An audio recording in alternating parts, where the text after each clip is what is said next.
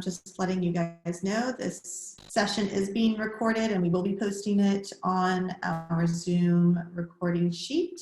And let me go ahead and do this screen share. Before we get started today, I'm just going to walk everybody through how to access the schedule for Zooms, but also all of the presentations for Zooms. If there's a presentation done during a Zoom, this is where it lives. So I will give this to you guys.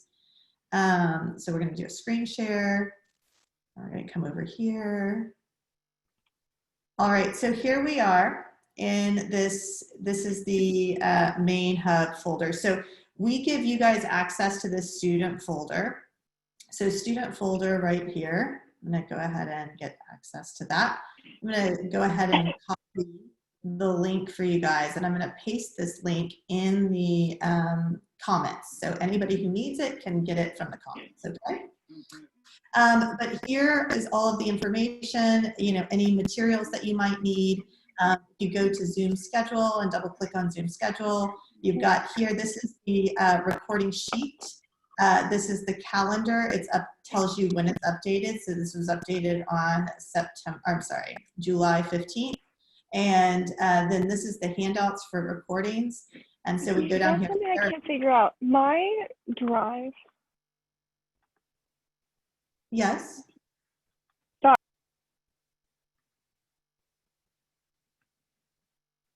I'm sorry, I can't hear you.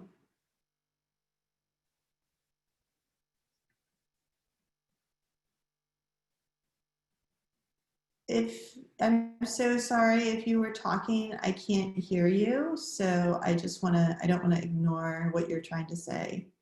If you're having technical difficulties, feel free to shoot me an email and I can help you with that. But this is where everything lives. Even psychology of yoga is in here from last week. So everything's in here. You guys can access that as you like. So yeah, let me go ahead and put this in the chat. Here's the link to this folder if you need it. There you go. Oops, sorry, I sent that to only one person. Let me send it to everybody. Everyone in meeting. And B.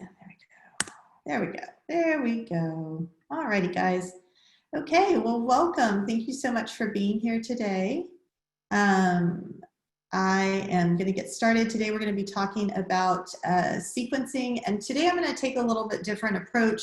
I have talked about sequencing several times, but typically I talk about how we put poses together. So, for those of you who are pretty far along in the 200-hour training, many of you know that I use a block system that I've created. And so basically what that means is that I group poses into different sort of buckets based on whether or not they are in a neutral orientation or external rotation, specifically standing asanas. And then we look at, are they in flexion or are they in extension? And so I've got, let's say I've got 4 buckets here. I've got neutral flexion, I've got neutral extension, I've got external rotation flexion, I've got external rotation extension. And those are my pose buckets, and that's where I draw the poses from. But we haven't talked a lot about some of the other aspects of sequencing, and so that's where I want to go today. I want to talk a little bit about theming. I want to talk about, some of the different components, how we can work with the chakras in our sequencing, how we can work with metaphoric themes, how we can work with the 4 energetic bodies. So we're going to be talking about that. I'm going to be talking about some do's and don'ts as well, and then we're going to be feeling and practicing some of these things in our bodies for those of us who are up for that. And then, like I said, for those who aren't, just taking notes is a great option. We're also going to be looking at, just general modifications and ways that we can sequence towards, let's say an arm balance or an inversion, but offer multiple options for multiple different levels of practitioner. It's going to be very rare that you have a class where every single practitioner can get into Bakasana, crow pose, or handstand or something like that. So we don't want to exclude anybody. We don't want anybody to feel left out. So what do we do about that? How do we teach an all levels class and still meet everybody where they're at? So yeah. Oh, my name's Michelle, guys. Hi, I am the lead trainer and an owner of My Vinyasa Practice. It's so nice to see those of you who I haven't met before. Thank you for being here. Alrighty, guys. Well, let's go ahead and get started. Any questions before I start the screen share for the presentation? Beautiful. Okay. Alrighty. Hi, question. I Yes. wanted to ask. I saw that you should track yourself in the seminars. I was wondering how to you track yourself, or it's enough on being present here. I'm asking for the total of 48 hours of seminars for 200 yoga teacher training. Sure. So that's a good question. So if you are tracking your hours, you can just, write on your Zoom tracking log, which is located in your welcome packet. You can say, I was here on, September. I keep saying September. Maybe my brain is in September already. July 18th, you were in the advanced sequencing with Michelle, and that's it. It's pretty informal. It's more for you guys than it is for us. Please don't ever stress about tracking stuff. I never tracked anything until people started asking me to do it. So in my in-person trainings, we don't typically do this. So I'm not really, like I said, it's more for you guys to help you guys pace yourself, okay? I've just got a question. Yes, yes. At the start I was watching lectures and I was watching like for an afternoon, maybe like 3-4 hours, but I can't remember what date it was. I didn't track it. Okay. Yeah, okay. okay. Gee, I don't even care if you put some time in June. It doesn't matter to me. Okay. This is adult learning, guys, and like we trust you. If you're in it and you're doing the work, I mean, it's not like we make this super easy, but we don't want to make it super hard. Like we don't want you guys to be stressed out about stuff like that, okay? I have one more question that isn't related to that. Sure. So forgive me if it's like a stupid question, but I was trying to get into the inversions lecture. Is that still happening? Am I in the wrong classroom, or So did I just read the calendar wrong? Nope, you didn't. We changed the calendar, changed on the 15th of July. And basically, Christine and I just swapped. We are going to talk about inversions and arm balances, though. So we're actually going to be talking about sequencing as like a greater sort of topic. And then we are going to be talking about sequencing towards these postures and what do you do with people who can't do them, right? So you've got a whole class. Some people can do bakasana and handstand, and some people can't. So we want to be inclusive, right? And teach to everybody. So how do we do that? So that's what I'm going to cover. Christine, when she does her workshop, guys, it's going to be all arm balances and all inversions all day long. So, and it'll be a lot of physical work too, just so everybody's aware. So they know what they're getting into, right? Cool. Thank you. Awesome. You're welcome. You're welcome. Excuse me, I've got one question too.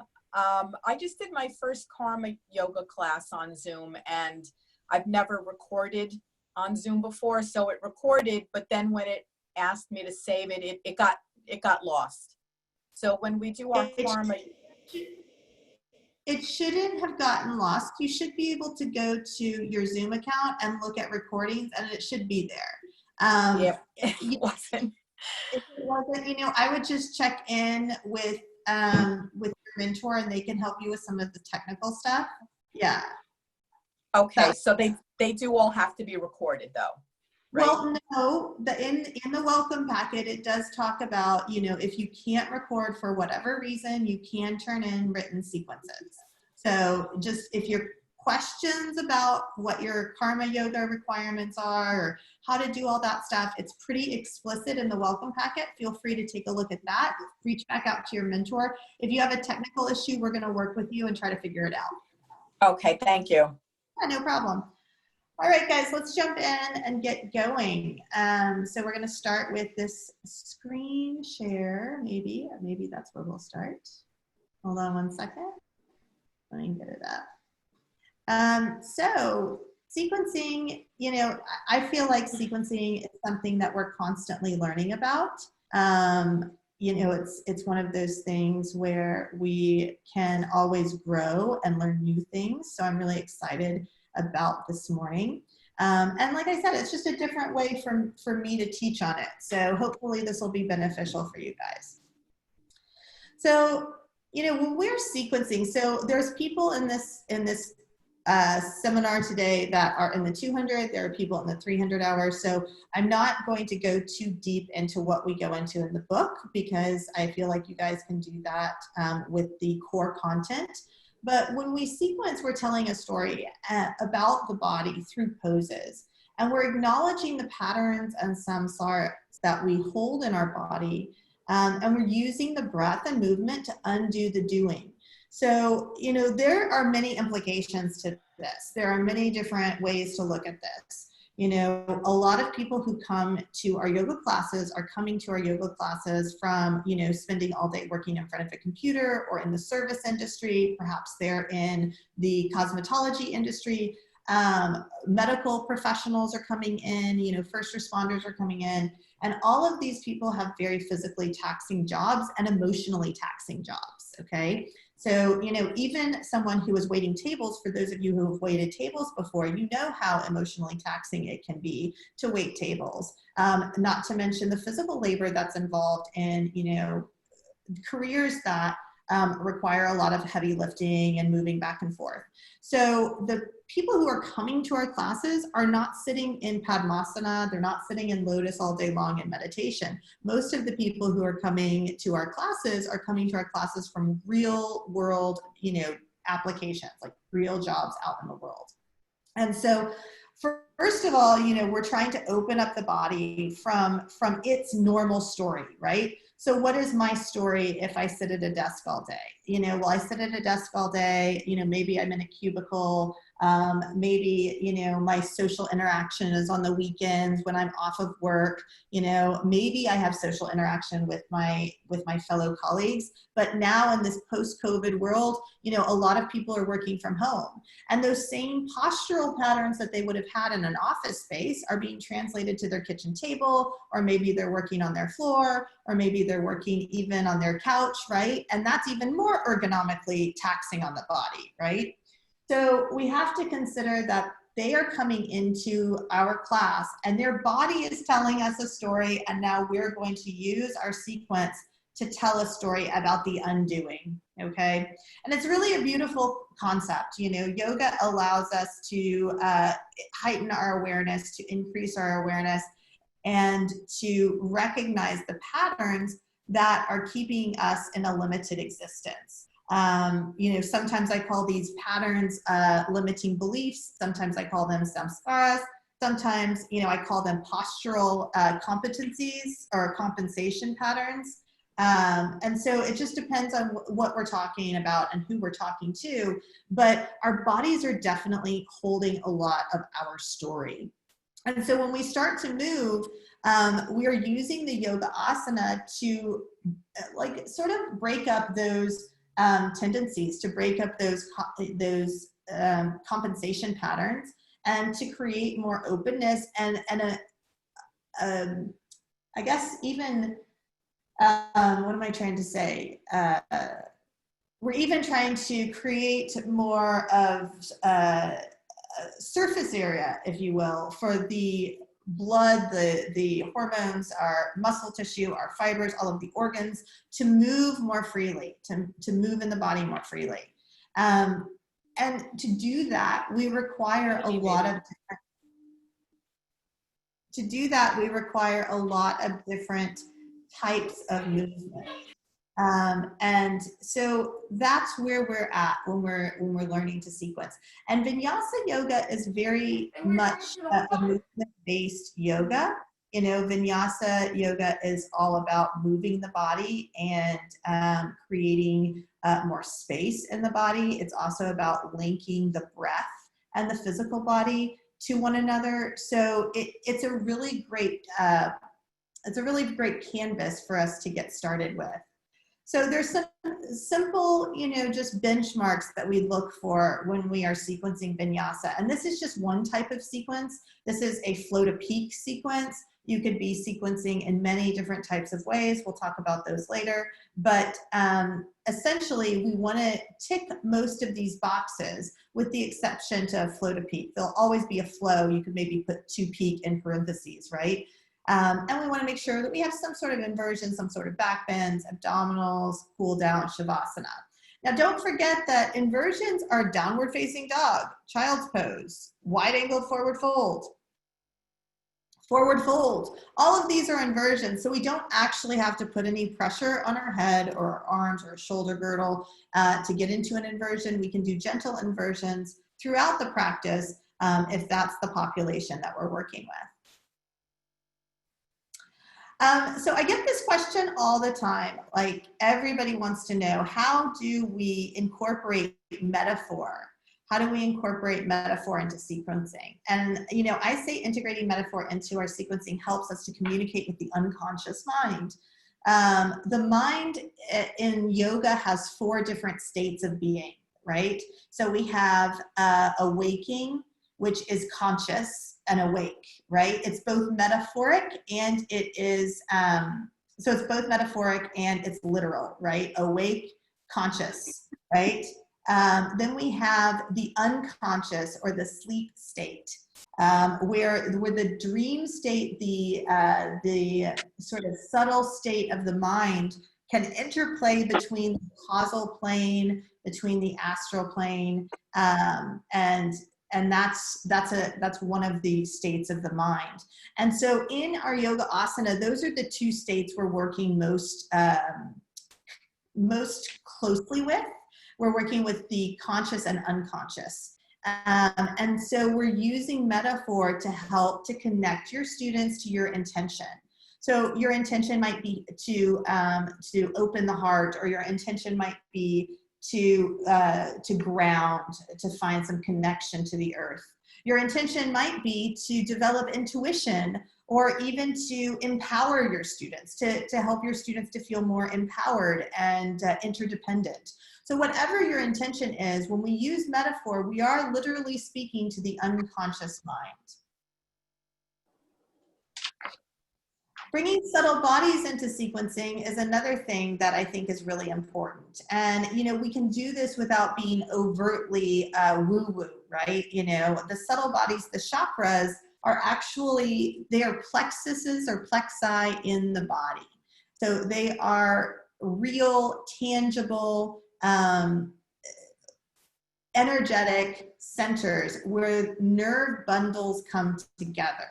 Okay, so a lot of times people look at chakras and they say, oh, they're only metaphysical. Well, actually, chakras are both metaphysical and physical. We always have a physical component to the metaphysical. So the physical component for the chakra systems are the plexi in the body. So this is the perineal plexus in between the anus and the groin. That's the root chakra. The sacral plexus, which is the horse's tail, it comes out of the sacrum and includes the sciatic nerve. That is the sacral chakra. The solar plexus is the solar chakra, or is that Manipura chakra, the power chakra. The pericardial plexuses or plexi are on either side of the pericardium, the bag that holds your heart. And those plexuses are the heart chakra, and it holds the heart like in a little basket. And then the brachial plexus in the collarbones and throat area correspond with Vishuddha, the throat chakra. And then the pineal plexus, right next to the pineal gland, which is directly related to Anjana chakra, or the third eye, is associated with the third eye chakra. And then I don't know the name of it, so I do apologize, but there is a plexus on the crown of the head that is associated with the crown chakra. So all throughout the spinal system, all throughout the central nervous system, the brain and the spine, we have these plexuses or these plexi, which create these energetic vibrations and frequencies that become the metaphysical representation or expression, if you will, of the chakra bodies in our experience. Now just imagine, and I've had some of you guys do this before, if we were to do the little clapping thing I do, right? So if you haven't ever done it before, you can do it now, but basically you just clap 3 times, like really hard. So really clap. So clap and then rub your hands together, and then clap and rub your hands together. Clap one more time, rub your hands together, and then stop and pull your hands apart slowly. You'll feel that energy, that thermal energy that you've just created in your palms. That is the same type of thermal energy that we have in our chakra systems, right? Imagine all that blood running through those veins that are feeding those nerves, that are bringing information back and forth between the different chakra bodies. And so we can create a relationship with the chakras that is both scientific and a little bit woo-woo and fun, right? Or even mystical, and teach our children or our students how to access these through our yoga practice, through our asana practice. So that's one way that we can bring the subtle bodies into practice. The Panchamaya Kosha system is always being leveraged in our sequencing. So we're working through the Panchamaya when we're sequencing, and typically we work from the physical body through the energetic body. So I start in physical and I move to energetic. Now this is an important thing to note. You know, Patanjali's Yoga Sutras, they tell us explicitly, right? Explicitly, there is an order that we do yoga in. Okay, the first step, yamas and niyamas, okay, cleanliness. So yamas, yamas help us to be clean, they help us to be truthful, they help us to be, like compassionate and nonviolent. You know, all of the things that the yamas are doing, we actually are practicing with ourselves through kriya. So everybody brushes their teeth in the morning, that's kriya. Right? And kriya is a form of purifying your body. Now, kriya is also scraping your tongue or cleaning out your ears. If you neti pot, you're doing kriya because you're rinsing out your nasal passages. And the ancient yogis, they used to say, that the reason that we have to do kriya is to rid the body of ama. Ama is undigested food particles, okay? And so, like, think about it. Like, what's in between the teeth when we wake up in the morning? Undigested food particles. My husband tries to kiss me in the morning. I'm like, get away, Ama face. Go brush your teeth, right? So it's like, it's so interesting. Like, there's a part of us that wants to naturally cleanse the body and get rid of all that stuff. Sleep in the eyes. The ancient yogis would take and bathe the eyes with ghee. So they would take little cups of warm ghee, right? Clarified butter. They would put them on the eyes and let them sit there for, 5 minutes or so, and then wash the eyes, and this lubricates the eyes. So there's all these different kriyas that can be done in preparation to asana, and we expect that our students are doing that. One of the things that we're about to open the studio in Austin, and we've got a little public service announcement that says, go before you flow. As a yogi, we're supposed to be emptied when we come to our mat, right? So you should use the restroom before you get on the mat. You should, make sure that you're as light as possible, energetically. And food particles, even undigested food particles, have a weight to them, right? They have a heaviness to them. So, all of these kriyas are the first step, and they're part of the yamas. And then the niyamas are like, they're part of our spiritual observations or practices, but they're also a state of mind. So how does one practice the niyamas, in relation to their practice? Well, it's the devotion to the practice, right? I keep coming back to the mat again and again and again. I'm devoted to that higher power or that higher self. I am seeking to burn the karmic seeds that continue to bind me to life and death, or to birth and death. So those are qualities of the niyamas that are part of our practice. That's what brings us to the mat in the first place. And then now we're on the mat. what do we do first? Do we do pranayama first or do we do asana first? Asana first. Asana always comes first. And the reason asana comes first is because asana is what clears out the naughty channels in the body. So all of the veins, the arteries, the different pathways that the hormones travel, and all of the different enzymes and even nutrients, all of the pathways even for the nutrients. Everything in our body that is a channel for energy is part of the nadi system.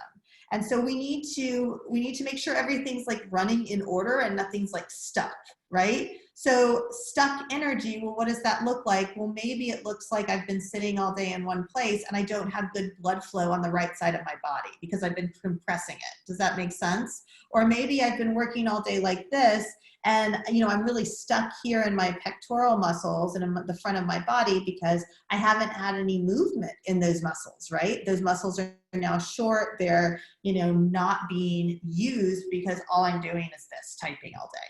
So asana gives us the opportunity to come in and to really pull the body almost like taffy to create like clean lines of energy. And then we add the pranayama in. And so, going back to our slides, when we look at it like that, we can clearly see how we move from Annamaya Kosha into Pranamaya Kosha.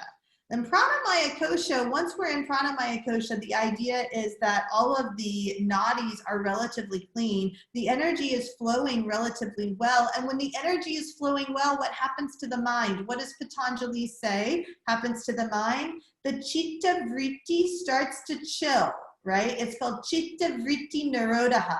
Chitta vritti nirodha. Chitta vritti are the mental fluctuations of the mind.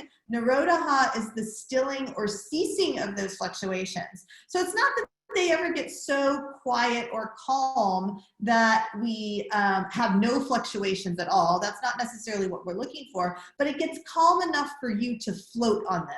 Does that make sense? It's like I'm no longer concerned with grabbing every wave, but now I can just float. I'm not being distracted or taken out of practice so much by the mental fluctuations.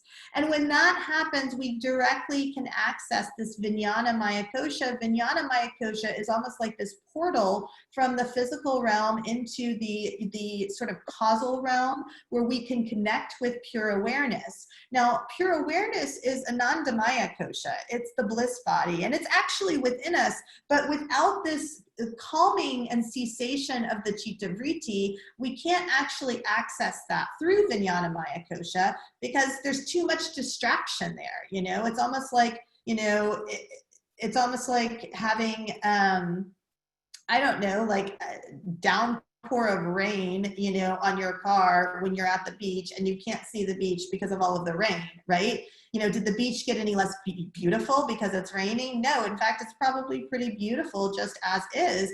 But if there's a downpour of rain, I can't see through my windows to see the beach. So that's sort of how chitta vritti works. It's like it prevents us from seeing beyond our immediate ego. And that is what keeps us feeling separate from pure awareness, even though there is no separation. Pure awareness is already there. It's already there. It's already communicating to the unconscious mind. We're just not aware of it. This was a really great infographic about the Panchamaya as it relates to, really our system. And so I really liked this, and I encourage you guys to go back to this, especially if you're like working with understanding the Panchamaya Kosha. The only thing that I'll say is I don't love this right down here. It says the personality is Vijnana Maya. That's actually not true at all. So maybe I should have previewed this better. I like everything else about it, but Vijnana Maya is not the personality. That's a big N-O-T, not the personality. In fact, Manamaya is the personality. If you guys don't mind for a second, let's talk about this. So our personality is our karma. Okay, your personality is your karma, my personality is my karma. Underneath that karma is pure awareness. And pure awareness, nothing sticks to pure awareness. There's no attachment to pure awareness or for pure awareness. So when we are in this state of Manamaya Kosha, it's like my it's like the Michelle show, right? It's like literally the Michelle show. Like I'm in my Chitta Vritti. It's all about me. It's all about my karma. It's all about, do I like it? Do I not like it? Right? And that's our personality. That's our personality. Our personality is made up of a lot of different perceptions of the world. And we've taken a look at the world and we're like, okay, well, that's not right. That's right. I want to be more like this. I don't want to be like this. And so we've created an identity around our perception of the world. Does that make sense? And that becomes the personality that we have. And, you know, I like my personality. I'm not looking to get out of this cycle of birth and death. I actually like being human a lot, actually. But I do feel like that, you know, when we buy into the idea that I am so separate and I am so individual, that's when we get into these rubs with other people. We forget that the other person is a divine being in a human experience. We forget that we're a divine being in a human experience. We mistake ourselves for the personality. We mistake the other person for the personality. And that's where the compassionate, the breakdown of compassion begins, right? When I forget to see the other person as a divine being in a human experience, I'm now losing compassion, right?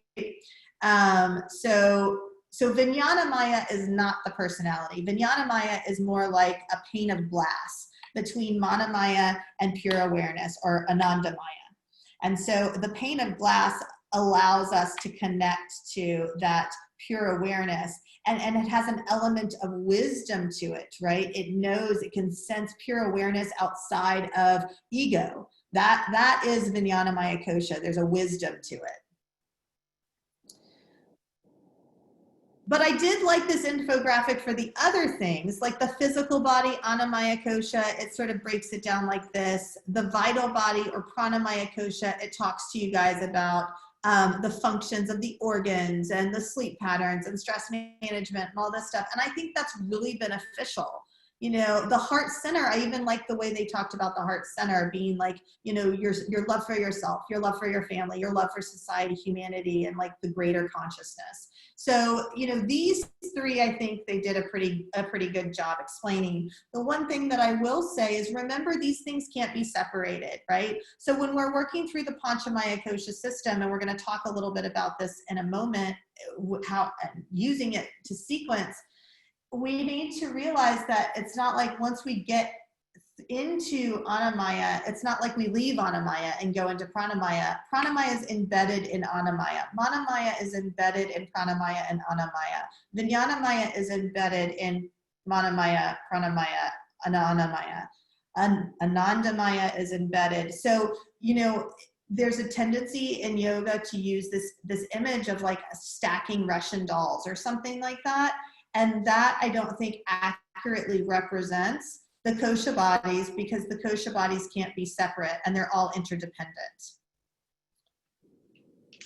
We also need to consider sequencing pranamaya or pranayama in our sequence. So typically we teach our, sorry about that typo there, our students to leverage their breath to self-regulate and self-soothe. And when students are in asana, we cue them to bring awareness to their breath and use that awareness to create smooth, even breaths that regulate the sympathetic nervous system. We're going to talk a lot about this, actually. This is going to be a big, big topic today. Using pranamaya, or excuse me, using pranayama in our sequencing helps to teach our students how to move from the sympathetic state where we are very reactive to a sympathetic state where we are very concentrated and responsive. And that's an important part. You know, we are never going to get rid of the sympathetic nervous system's response. But when we sequence, we want to sequence so that we are more like the cheetah and less like the gazelle, okay? So let's talk about that for a second.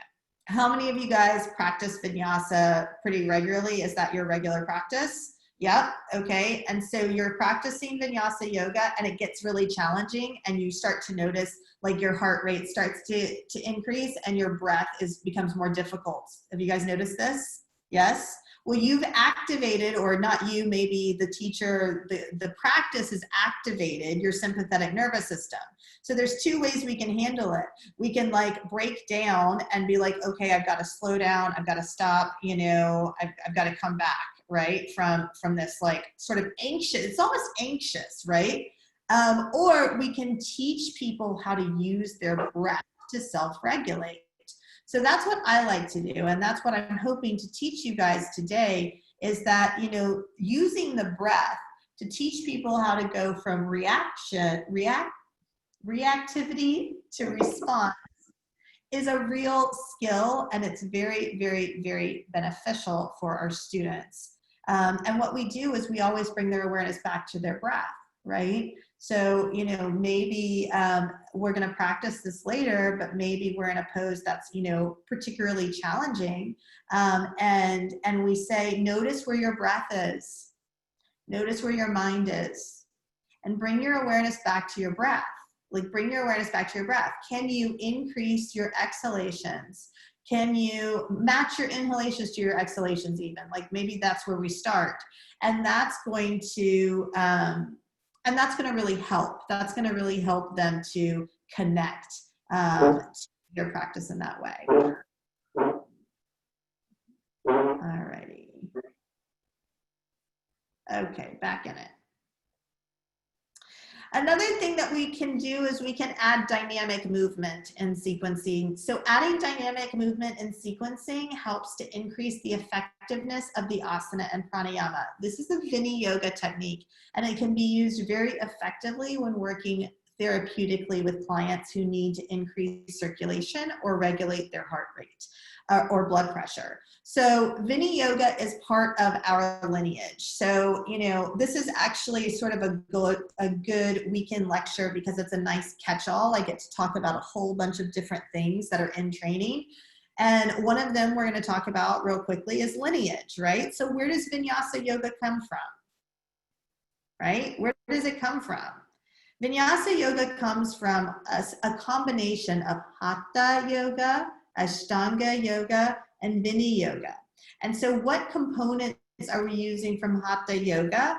From Hatha yoga, we're using like the components of standing postures, right? So that's why I always send you guys back to BKS Iyengar if you have questions about the postures. You know, we've had multiple conversations of, you know, well, you know, why is in Warrior 2 the back foot turned slightly inward? You know, why isn't it parallel to the back of the mat? That's what I've always heard. That's how people have always taught it.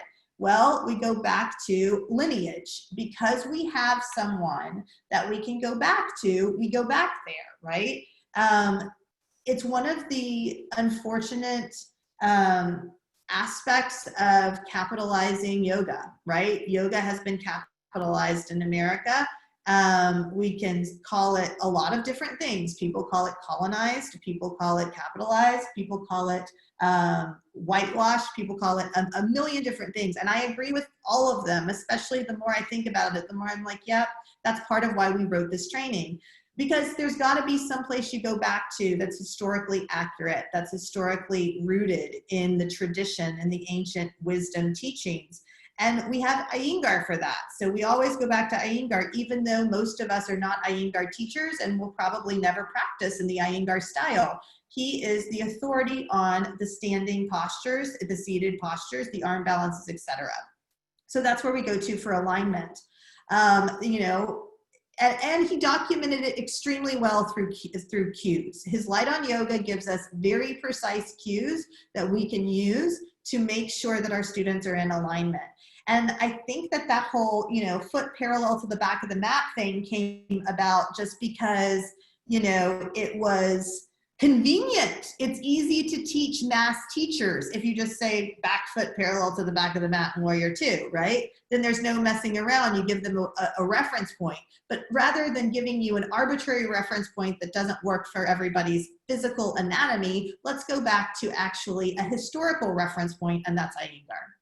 Patabi Joyce is another part of our lineage. Patabi Joyce is responsible for bringing Ashtanga into the world. And Ashtanga is really an opportunity for a householder, someone who is of society, to practice a full practice of yoga. It's the Rajas Yoga from Patanjali's Yoga Sutras in a physical practice. That's what Ashtanga yoga is.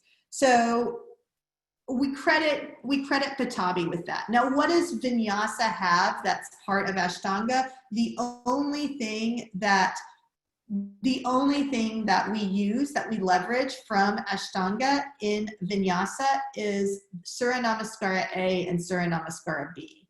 Everything else, especially the way that the practice is sequenced, is not necessarily something that I encourage people to go back to as a reference point, because Ashtanga is a little bit imbalanced in terms of the way it's sequenced, right? You always step out to the right, always step out to the right, always step out to the right until the last two standing asanas. Then you step out to the left twice, right?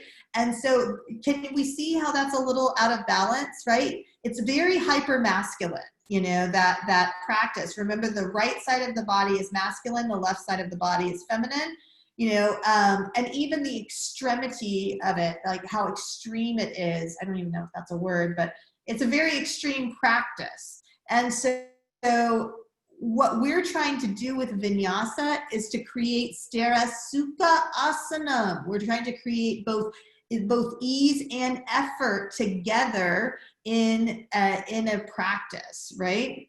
And then Desikachar. Now, you know, I firmly believe that one of the reasons that I've created this training and you know, just been on the path the way that my path has unfolded is because I see it very clearly. Desikachar is underrepresented in the Vinyasa lineage, okay? How many of you guys knew who Desikachar was before you got into this program? Desikachar is Krishnamacharya's son. You know, it's like, this is our lineage. Everything came from Krishnamacharya. So Desikachar is Krishnamacharya's son, and he is the person with whom Krishnamacharya created Vini Yoga. Well, what is Vini Yoga? Well, let's look at it. Let's see, what is Vini Yoga? So Vini Yoga is dynamic movement, and we're gonna look at some of the postures. So look at these postures now, for example. I just want you to take a moment. Vini Yoga is not concerned, and Vini Yoga is not concerned with what it looks like as much as with what it's doing energetically in the body. Does that make sense? And so in Vini Yoga, we are looking to move energy in the body through dynamic movement.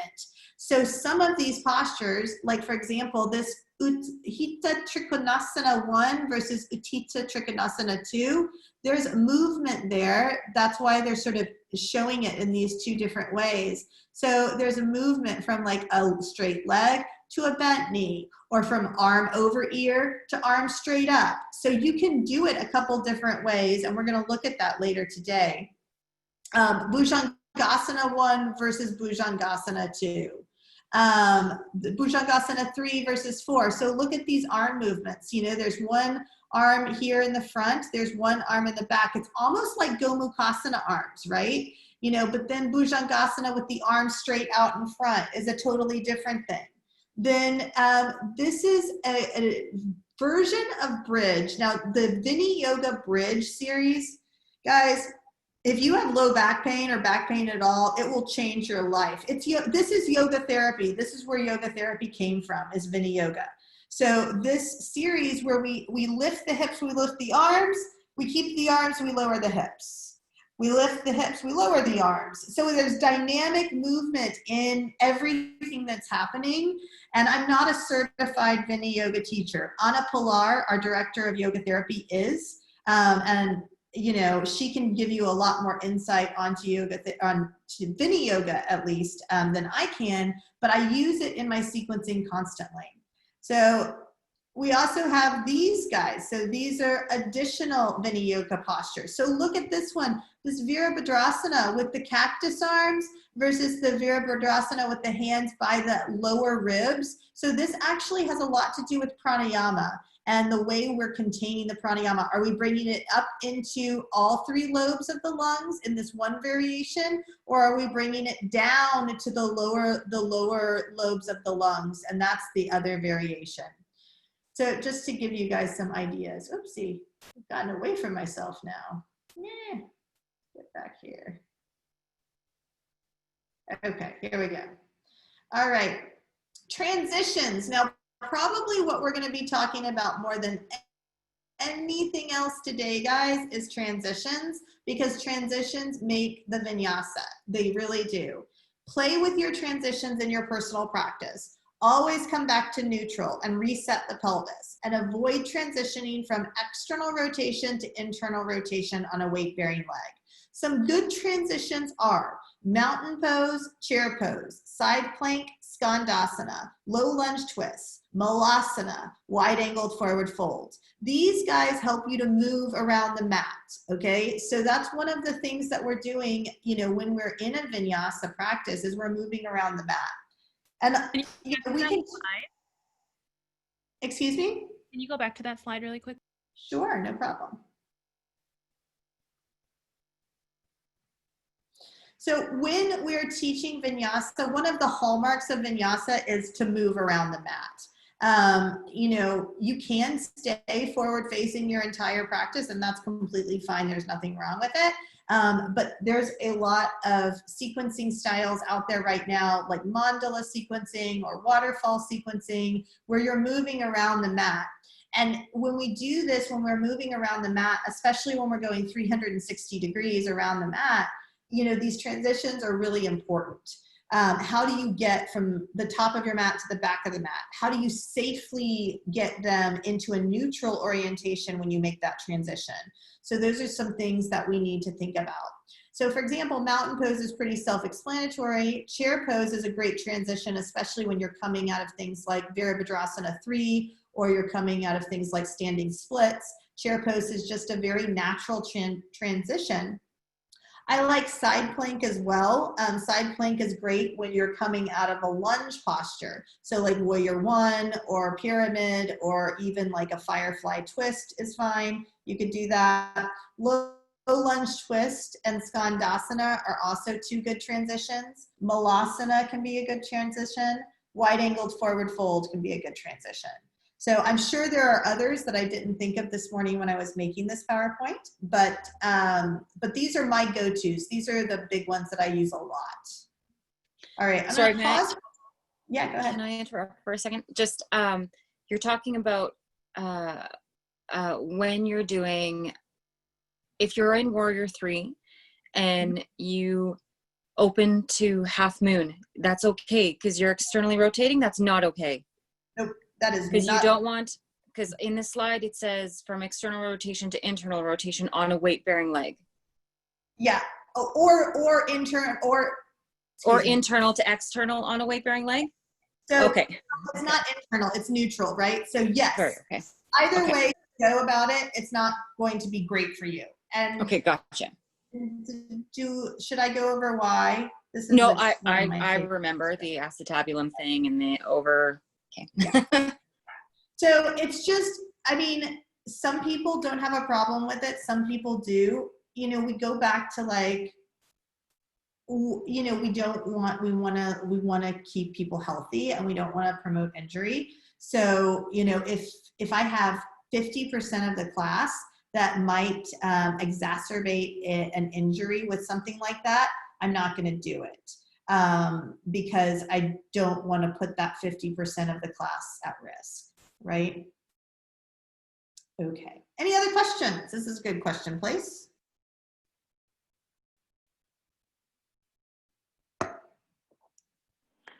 So I don't know if you can hear me. I'm kind of confused. I'm still starting with the 200 hours. And sometimes I get confused between, I mean, I don't know if vinyasa is necessarily like it could be the same, the hatha yoga or ashtanga, or it just refers to the dynamic way to practice yoga, or it's 2 different things.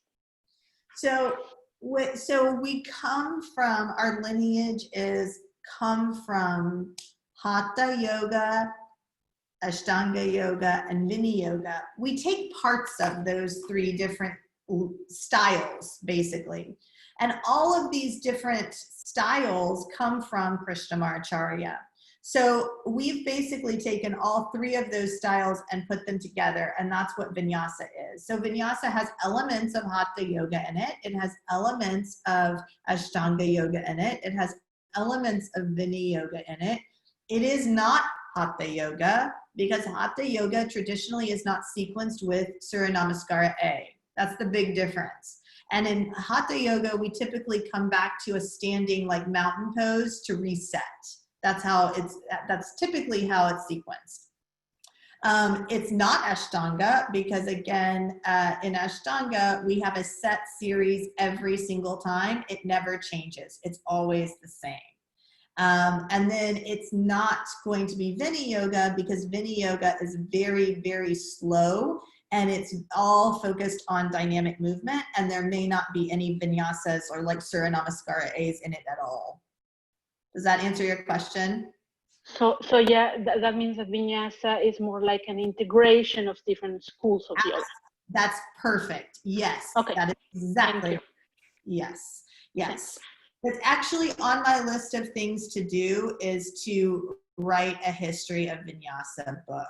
So one day, guys, it'll come, and because nobody has done it, nobody has explained it, and vinyasa is now so prevalent in the marketplace that, you know, I mean, like, we need to start going back to where did this come from? Why are we doing what we're doing? And guys, it's super therapeutic. Like, I use it with cardiac patients who have had heart attacks. I don't put them in like power yoga or power vinyasa, but I use the same principles that we use, that breath to movement, that dynamic movement, Surya Namaskara A, even if it's modified, even if they never do Chaturanga, I can do half Surya Namaskara A and I'm still doing a vinyasa class, right?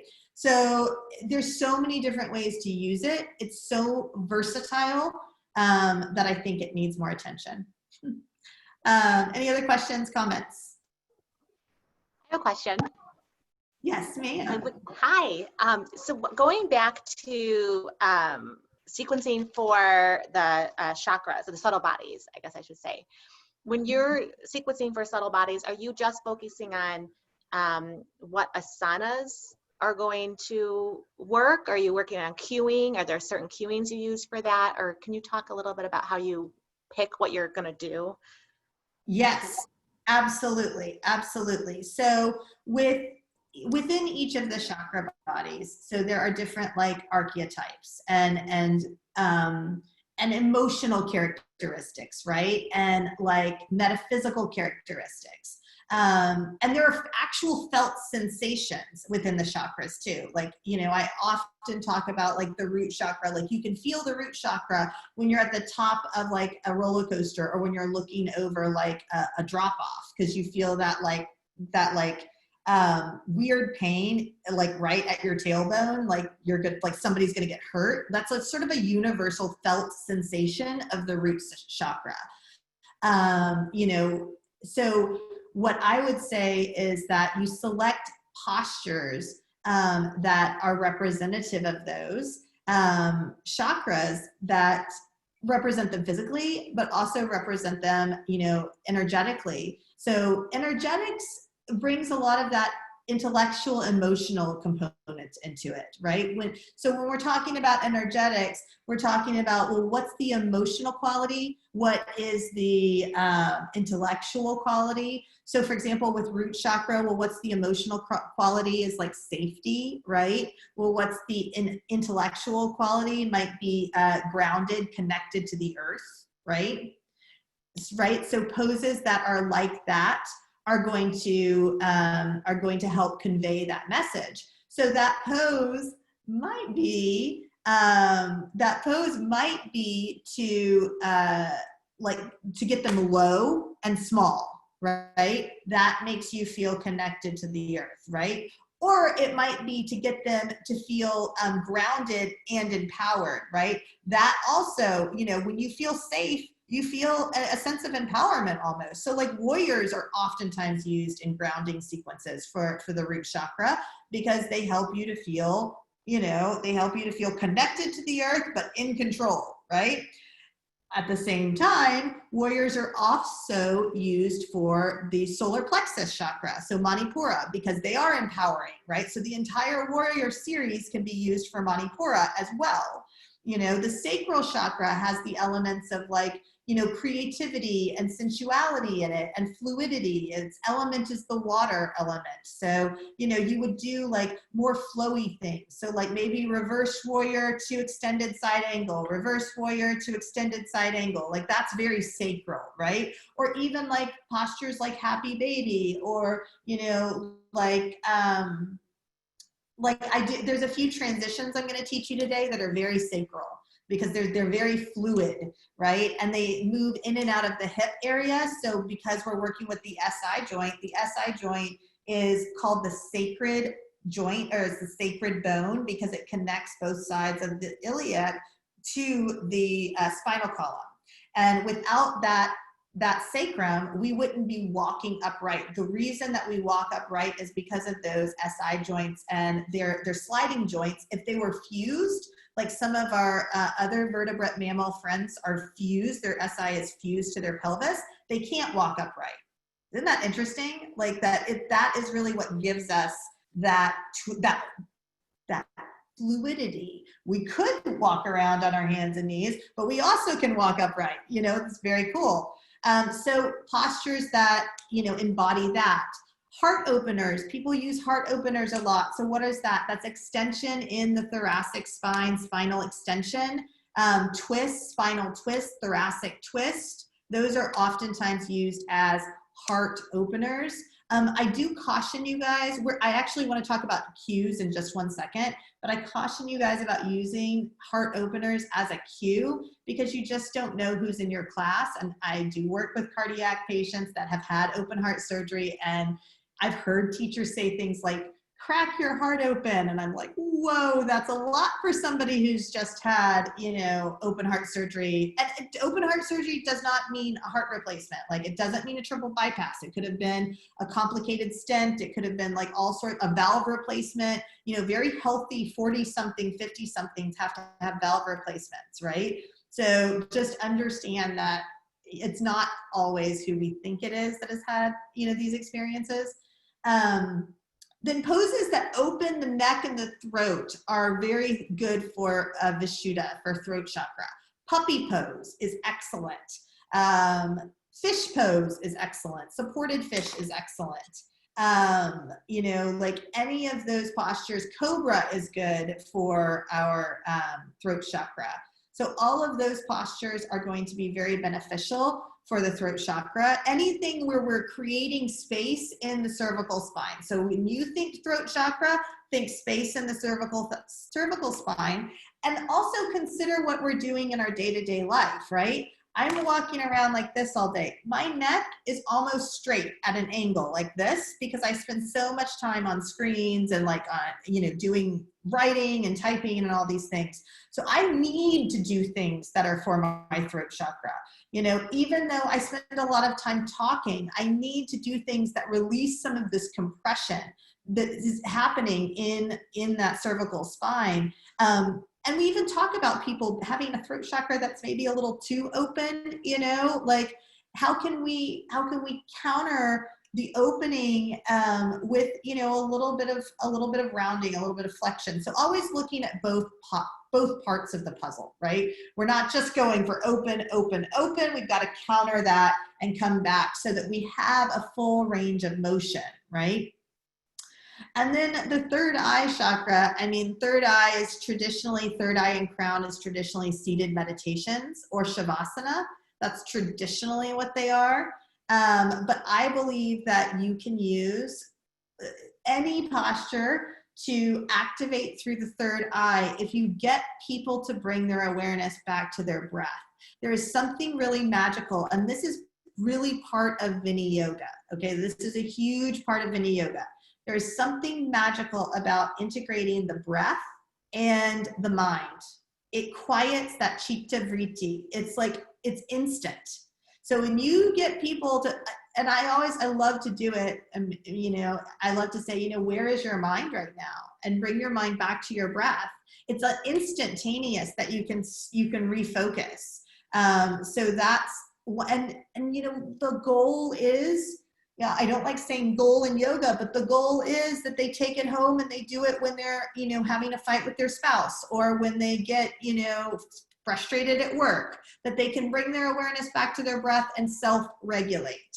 You know, I just, in Psychology of Yoga last week, I talked a lot about how, you know, psychology is helping you, like when you go to a psychotherapist, you're learning how to cope on a very basic level for most of us. You know, most of us, if we go to a psychotherapist, we're learning how to deal with, you know, basic relationships, basic interactions, basic self needs. I mean, I remember after, you know, some of my trauma, I went into a psychotherapist and I was doing some of that work. And it was like, yeah, I was brushing my teeth and I was taking care of my body in some ways, but in other ways, I was completely not listening to what my body needed. Like food, sleep, you know, these very basic things. Sometimes we just need somebody there to like help us to process, like to see that we're in sympathetic nervous systems, fight, flight, freeze. We are in a hyper aroused state. And because of that, we're moving from thing to thing to thing to thing to thing without really taking care of ourselves, right? And sometimes it just takes that therapist to help guide us back to a more balanced state of being. But once you get there and you can pretty much do those things, you know, on the reg, right? Then yoga and yoga therapy takes you to this next level where you're like, okay, now I'm going to heighten my consciousness. Now I'm going to learn how to really self-regulate, or I'm going to learn when I need to onboard my parasympathetic nervous system versus when do I need to heighten and tone my sympathetic nervous system. And we're going to hopefully talk a lot about toning the sympathetic nervous system today through our sequencing. Did that answer your question, Dawn? Yes, it did. Thank you. I actually have one more. I think my time on live is done soon. So if I can just ask this, I hope I'm not jumping ahead. I've heard you say before that we shouldn't be teaching or cueing poses that we don't have in our own practice yet. I don't have a lot of like arm balances, those types of things, the crows. But I might have a modification. Can I teach a modification up to where I am? And then if someone in my class can go farther, then they're able to do that? Okay. Absolutely. And here's what I say to that. I say, teach what you know. So when we teach, we actually say, all right, so for crow, I'm going to teach crow real fast. Okay. So come to a forward fold, bend your knees, bring your hands underneath your shoulders. Okay, now bend your elbows straight back, come up onto your tippy toes and bend your knees. Now place your knees into your armpit. Look a ridiculous amount forward. Lift one foot, maybe lift the other foot. So that's how I teach crow. And I demo it while I'm doing it. But if you can't do it, you teach, okay, we're gonna work crow prep. Come into a forward fold. Place your hands under your shoulders. Maybe this is where you're at today. And you take them as far as you can go. And then at that point, you say, all right, if anybody has crow in your practice, feel free.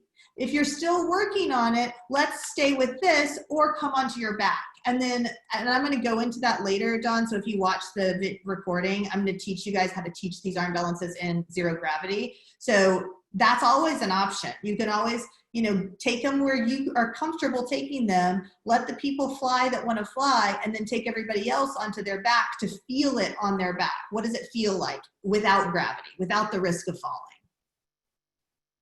Cool. Thank you so much. No problem. No problem. Any other questions? Hey. So something that I really appreciated, Michelle, that you spoke to in a different lecture was kind of this projection-free teaching. And I've really been holding on to that. And I really appreciate that. It's teaching me a lot.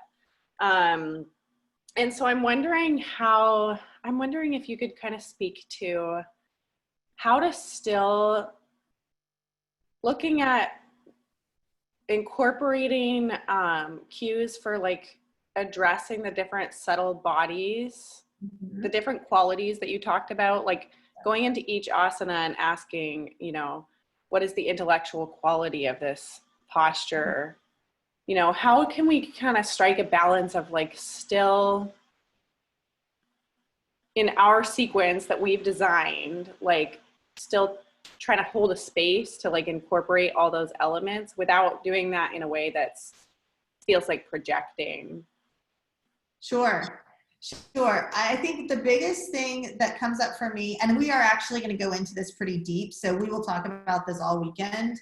The biggest thing for me is just make sure it's not your story, right? So if it's your story, it's projection. If it's a universal sort of commonality, it's not projection. So like we're going to talk later about theming, and we're going to talk about projection-free theming specifically. So how do you theme grief, right? Rather than, you know, telling your story, how do you do it in a way that holds space for all grief, right? Or how do you theme on loss? These are important things to theme on. Like people want, in fact, people even want workshops on them. But how do you do a workshop on something like that without, you know, putting your stuff out there, without projecting your BS? And I think that what you do is you stay away from the story. You stay away from like personal experiences. You have to understand when I'm teaching you guys, I have to share some personal experiences because I'm teaching through experience, and this is a training to teach other teachers. But when you're in that room and you're actually like there to hold space for a class, it's always about the student. In that we are not going to share our stuff in that space, right? So I think you can. The chakras are easier than these like emotional themes, right? Chakras, you can say things like, well, here's one thing, Elise. I always veer on the side if there's going to be projection anywhere in any of my stuff, I veer towards positive projection. Okay, so I think that there is. And actually, maybe we should have a conversation about this at some point this weekend, because positive projection can actually be really, really helpful, as long as it's not your story. As long as it's not your story. So I can tell people you are whole and complete just as you are, right? You have everything that you need. You know, feel empowered in this warrior pose. Like you are a warrior. That is a form of positive projection, right? Is it necessarily my story? No, not necessarily. Now, an important part of positive projection though, guys, is if you project it out there, you have to believe it. That's another thing that is, that's interesting about positive projection. And I've never made the distinction in a training before, but in the back of my mind, it's always been there. What I view as like unnecessary projection is when you are telling your story or using your story to teach in an asana class, okay? When you are using what's coming up for you emotionally or intellectually as a way to convey a theme or to teach a class. And it's usually around like past experiences. Does that make sense? It usually happens when we're talking about, you know, like for example, let's say I was theming on loss and I started saying, well, you know, we've all lost people before, you know, a mother, a grandmother, a teacher. Okay, that's all my BS right there, right? And not that it's gonna trigger or activate everybody, but it might trigger or activate one person, and that's one person too many, in my opinion, right? So what am I gonna say instead? I'm gonna say, you know, we've all experienced loss. Maybe we've lost a person. Maybe we've lost a job. Maybe we've lost, you know, financial gains. We all can understand what it feels like to have loss, right? So do you see how those are totally different? Did they feel different to you guys?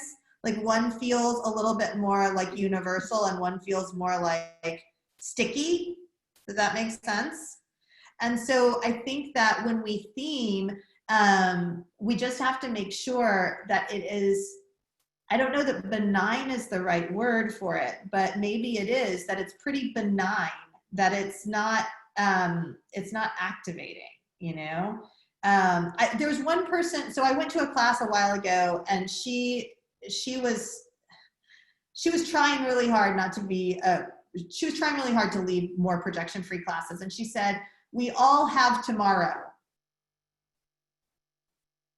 Is that true?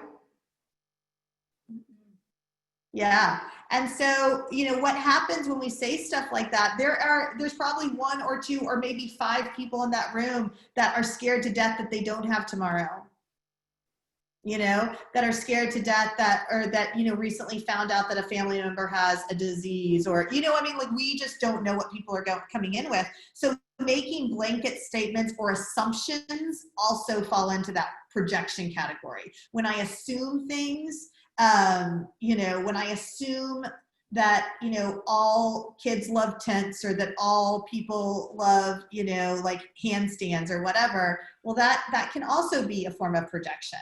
You know, like I've been in classes where the teachers like basically stopped the class and like, okay, now everybody go to the wall and do handstands. Well, there are going to be like 5 people at least, if not more, that have never done a handstand, don't want to do a handstand, and it brings up a lot of insecurities around handstands, right? If you stop the class and you're literally focus all of your attention onto this one thing that is exclusive, right? That is not inclusive, and that can be another form of projection. Typically, I feel like it comes up the most when it's like a story about somebody's personal experience. Michelle? Yes. Question. When you want to encourage students that you feel like that they're frustrated because they cannot accomplish a pose, how do you encourage them to try again and not give up without sharing your personal experience with, well, you know, it took me, I don't know, 3 months, 6 months, or whatever. How do you turn that around to make it more general? And that's a really, Belinda, that's beautiful, because that actually would be, so Belinda's example is almost inadvertent projection, right? You're trying to be helpful and you say something like, oh, it took me 6 months to do this. Well, right. Honestly, your student may never get there, you know, and it may never happen. So, you know, the best thing to do is to say, you know, this is a really challenging pose. You know, I think you're doing a great job working towards it. Do you have any questions? Is there any way that I can help you to work towards, you know, achieving your goal? I mean, like, if you see that they're frustrated, because they'll show you if they're frustrated. Right. You'll see it, you know, so you can sort of go back to them and generalize it. You know, it's not that you're not sharing your personal experience, but you're taking the I, me, my out of it. And you're not sharing the story around it. So it does take people a long time. You know, really avoid giving people concrete timelines. Avoid saying, oh, it took me 6 months, or it can take up to a year. Some people may never get into it, especially some of these arm balances we're going to look at today. Some of you guys are going to be like, oh my God, Michelle, you're crazy. There's no way I'm ever going to do that, right? And that's totally fine. Nobody has to do 8-angled arm balances to be a good yogi, right? Can you be with yourself? That's a good yogi. You're doing great. You know what I'm saying? Like, so I just think that sometimes it happens, and don't beat yourself up if it happens, guys. It's going to happen. Don't beat yourself up. But these are some ways that we can avoid it. By, you know, don't put a timeline on it. Don't buy into assumptions and expectations. You know, if you see a student like really putting a lot of expectations on themselves, you know, try to offer an alternative. Say, you know what, yoga is not about the pose. You're doing everything right just as you are right now. You're showing up, and that's what it's about, right? So bring them back to like, what is yoga about? Is it about the asana? Yoga's only 1/8 asana. That's what I tell people who like really want to get into handstand. I'm like, yoga's only 1/8 asana. You know, it's so much more of it is philosophy and a way of life, right? So don't worry so much about that. Michelle, Yes. I was wondering, so if we, let's say, want to theme a class on the chakras, and we have worked with, let's say, the root chakra in our own practice, and we've had issues with maybe safety or survival, is it okay, and we've like grown from it and we're feeling in a good place, is it okay to teach that then? Or is that kind of projection if that's something we've had like an issue with? So I think it's okay for you to teach it. I would, so you know, Brooke, that there's a story around that around that chakra for you, right? Yeah. And you're aware of your story, right? Yeah. Okay, that's the superpower then. You've got everything you need not to project. Projection really happens when you aren't aware that you have a story, okay? That's really when it happens. So part of this is, trying to get teachers to be aware of themselves and their stories, right? But so you know your story, and you understand that your story might be different than other people's stories. So what I would say is you tread lightly and you go in with very universal concepts. Like, today we're going to be working on the root chakra. The root chakra is associated with safety, with, XYZ. We've all had an experience in our life where we have felt fear, right? Right? And then you can like leave it there. Like you can leave it there. Like, or you can say, we've all had an experience of feeling fear. Today, let's tap into that feeling of safety. Let's tap into that feeling of security that is part of this human experience, or whatever, however you want to say it. But see, that's super benign and it has nothing to do with your story. I think it's fine. Yeah. Yeah, no problem. I teach on grief. I teach on loss. Not so much anymore, because every time I do it, inevitably, I get somebody who's just lost their husband in my class. And I'm like, darn it. And I'm in the back of the room holding them in Shavasana. So, and it has nothing to do with me. I know, because I haven't lost my husband. So it's not like I'm projecting that, it's just, it has happened. The universe brings you what, I guess. Yes. Can I just ask how you would perhaps lead that for a throat chakra, like a similar kind of setup? This kind of came up for me today with a student asking questions, so just be interested. Yeah. Totally. So throat chakra is an interesting one, because either we feel a need to prove ourselves typically in the throat chakra, or we feel like the silent child, like if we speak, we won't be accepted, right? So those are the two that we vacillate between, I find. And I actually saw a really great meme on this last night about the first one, where you feel like you need to prove yourself or whatever. It was fascinating, and I'd never thought about it that way. But basically, what I would talk about if I was theming around the throat chakra is balance. I would talk about discernment. I would talk about,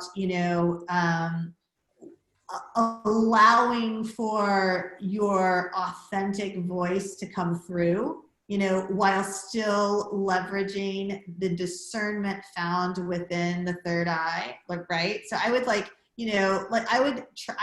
and that's another thing, when you're teaching chakras, you can always incorporate the chakra below or the chakra above, because they're linked, they're directly related. So that would be something I would do. I would probably talk a lot about trusting yourself to communicate clearly and effectively. There would be a lot about trust in there, because that's part of why we either, if I'm like, look at me, I can do everything, look at me, I'm good enough, versus, oh my gosh, I'm not good enough, I don't want to talk to anybody. You know what I'm saying? Both of those are a lack of trust. Both are a lack of trust. If I feel like I have to prove myself, I don't trust that I'm enough, or that I am worthy in some way. There's something going on there. But I don't trust that people see my worth, right? But if I am like really closed, I don't trust that I have a right to speak, right? Or that I will be heard. So trust is a big part of the throat chakra. So that would be how I would theme it. Okay, that's really interesting. The one of the questions that I had in the class today was that she was having problems with like deep belly breathing, and I noticed that she was doing a lot of this in the postures, and I kept on asking her to tuck her throat, but I was wondering if that was connected, if there was kind of like maybe with she was like locking off, or is that possibly as she's trying to like, what I mean is she trying to like open up the throat? I know we can't presume. She's trying to overly open up the throat, and then she's closing off actually the connection with the lower chakras. Sure. So what were you theming on chakras today? No. It was just a question that she was having. I know her quite well. She does a lot of stuff on chakras herself. So yeah. Yeah, you know, so the throat lock contains energy. So when we bring our chin back and we create that throat lock, actually you should be able to put like a golf ball between your chin and your Adam's apple. That's the throat lock. So when we do that, we contain energy. So we're containing from throat to root, like solid, right? If she is like doing a lot of arching and opening, you know, you could also watch her breathing, because if she's breathing here, then that might be part of it. She might be like, there might be like a loss of connection, or like a sort of like, I don't want to say leaking of energy, because that wouldn't really be accurate, but it's almost like it's not, like she's not directing prana where it needs to go. She's directing prana here, but it's not fully activating through the entire torso. Does that make sense? Yeah, that really does. Thank you. You're welcome. Michelle, I have a question. Yes.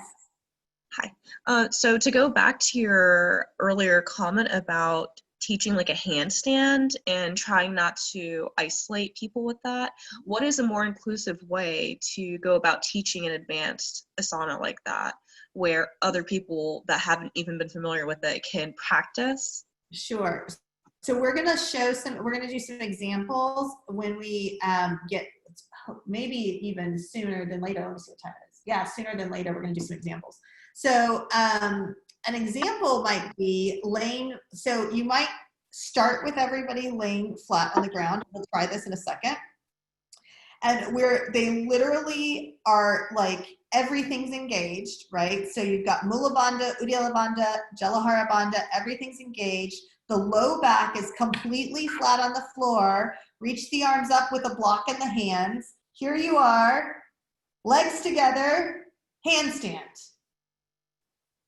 Now, you can keep working on this. There's so much muscular engagement there. So much muscular engagement there. Keep working on that. Zero gravity. Nobody has to go upside down. Or if you want, come to the wall and we can practice kicking up. Okay, sounds good. Yeah. Yeah. Okay. Yeah. Any other questions? Would you also teach that prone, or would you only teach that supine if you're doing it in zero gravity? You know, I would teach it supine. I don't know that I would teach it prone, although I do know that some people teach handstand with the belly facing the wall to keep alignment, to keep pelvis over shoulders. That scares the poop out of me, guys. Like, I do not recommend this at all. It really, really scares me to death.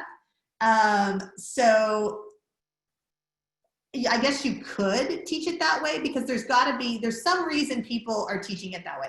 And I know that a lot of the gymnasts teach it that way. People who've been trained by like gymnasts and stuff like that, they'll teach it belly against the wall. Scares me to death. So I would just stay with back down.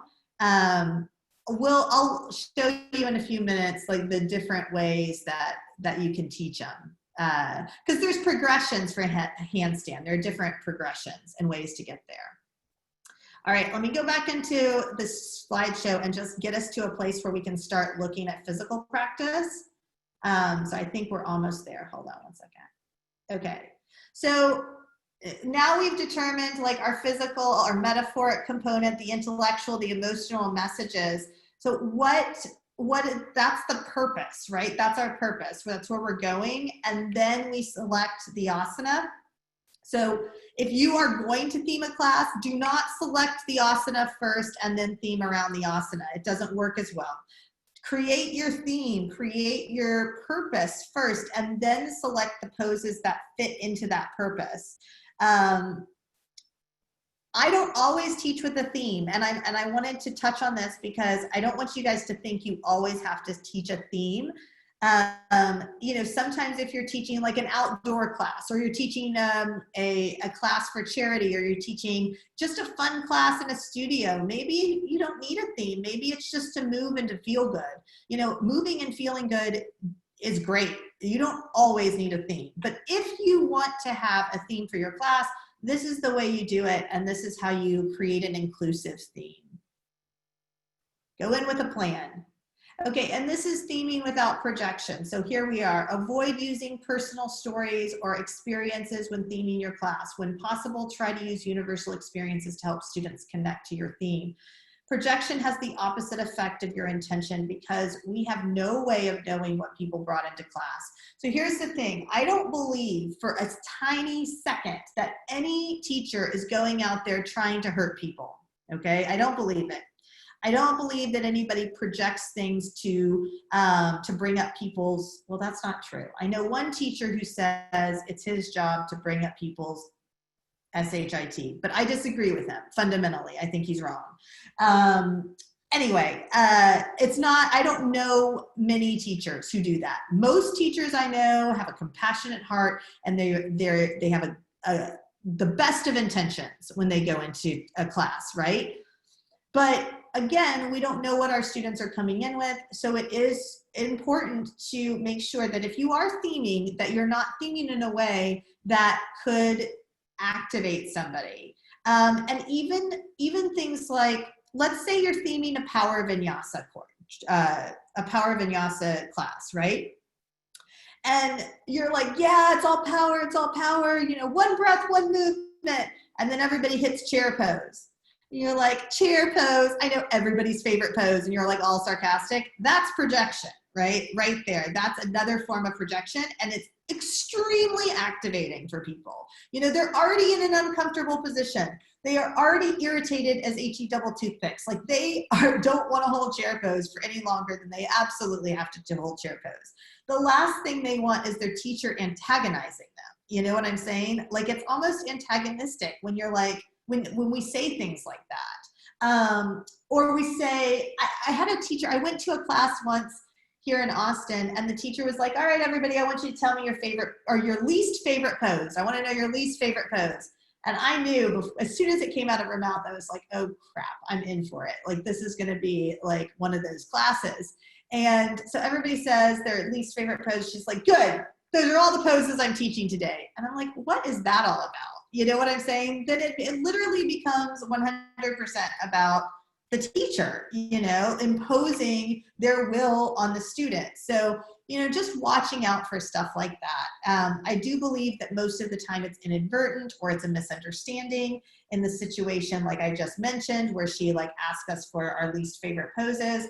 I really think that it was her intention to, you know, to try to get us to be in an uncomfortable state so that we could learn to self-regulate. But I don't really know that she was really that conscious of what she was doing, you know, and that's not the way to do it. When I talk to you guys about like, let's create sequences and let's create experiences for our students where they're in a vinyasa class where they can learn to be more like the cheetah and less like the gazelle, it is not with the intention that we make them uncomfortable.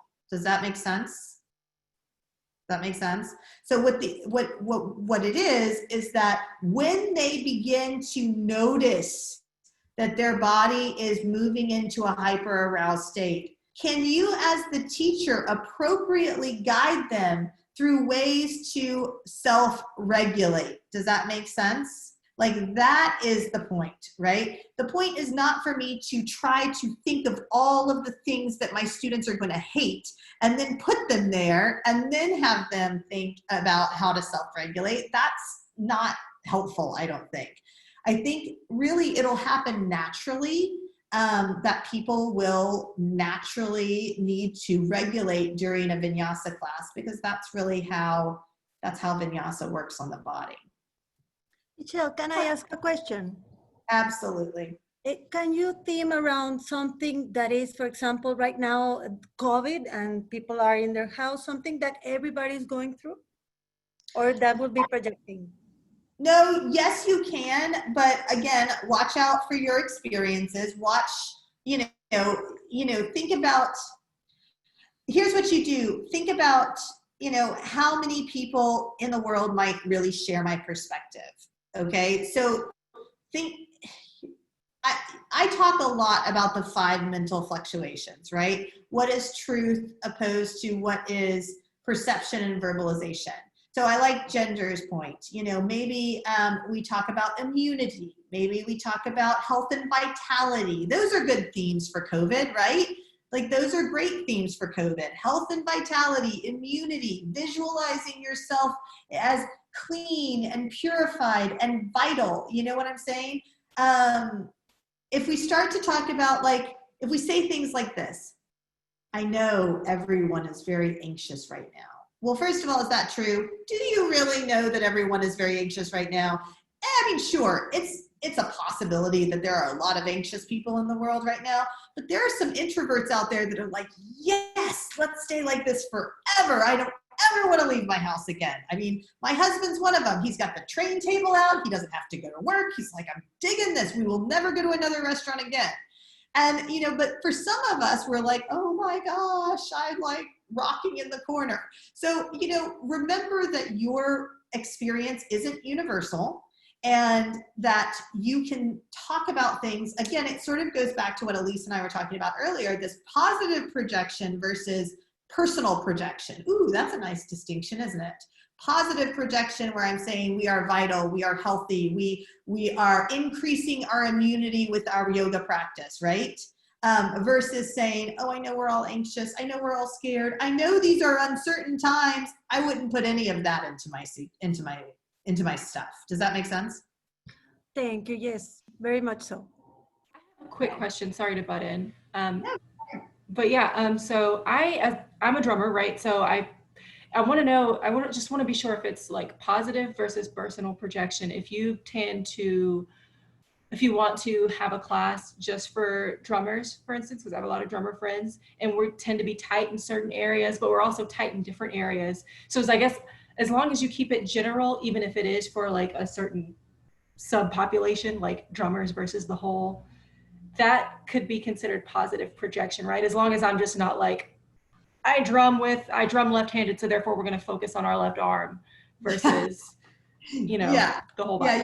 Yeah. Yeah, I think just keeping it balanced and keeping it neutral, like, you know, it's a great idea to have special classes, specialty classes for like drummers, musicians, for service industry, for massage therapists. These are very labor intensive jobs. People do not realize that a musician is standing or sitting and like doing these repetitive movements over and over and over again, and they can be extremely taxing on the body. So, or, you know, same with massage therapists, same with, you know, estheticians, like you name it, every profession out there really needs its own day of yoga, I believe. But I think you're right. The way you do it is rather than saying, okay, I know we all use our left arm, or I use my left arm, da, da, da, da. Yeah, I think you just keep your experience out of it. And remember, for everyone who has your experience, there is at least one other person who does not have your experience. Yeah, this is actually a really good, yes, thank you very much. This is a very good thing to remember just always. And I know a lot of you guys write me and you'll say, oh my gosh, Michelle, this training is like changing my life. Like I think about things in a totally different way. You know, if you only take a few nuggets away from this training, this is one of them. Your perception is your perception of the world. It doesn't matter what it is. It could be your perception on bias, your perception on politics, your perception on education, your perception on yoga, your perception on everything, right, is your perception. There are people that share your perception, right? But for every one person that shares your perception, I guarantee you there is one person who does not. Does that make sense? Yes.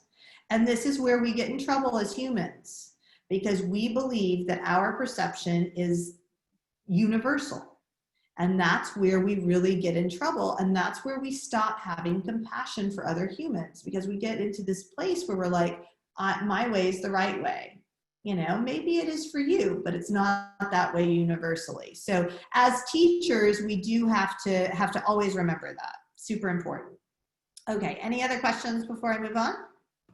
I have a tack onto that one, sorry. Yeah, please do. So music obviously is physically demanding, but it's also like a creative thing, right? So focusing on like subtle bodies that revolve around whatever the profession might be, that's okay, right? Like, because maybe some people drum with their heart open and they just really need work. I don't know. Like, Yeah, but totally. I would focus on the sacral chakra because it is creativity, and also it's right there in your lumbar spine where a lot of people are tight when they're sitting for hours doing that. So Yeah, I think that's fine. You as a teacher have the latitude to select which chakra you want to work with, and that's not projection. That's your latitude as a teacher. You have the latitude to select what theme you want to teach around. Like that's your right as a teacher and your creative process. I think that, like, for example, musicians, for example, I think musicians probably could use classes themed around all of the chakras. I can imagine that there's, a little bit of, like fear of, being accepted, or, sometimes there are creative blocks or, inabilities to create, right? There's sometimes feelings of disempowerment even among like different members of musical groups, right? It's like some people feel more empowered, some people feel less empowered. So I think that, all of the chakras are applicable. Yeah, and you can choose which ones you want to work with. Great job, guys.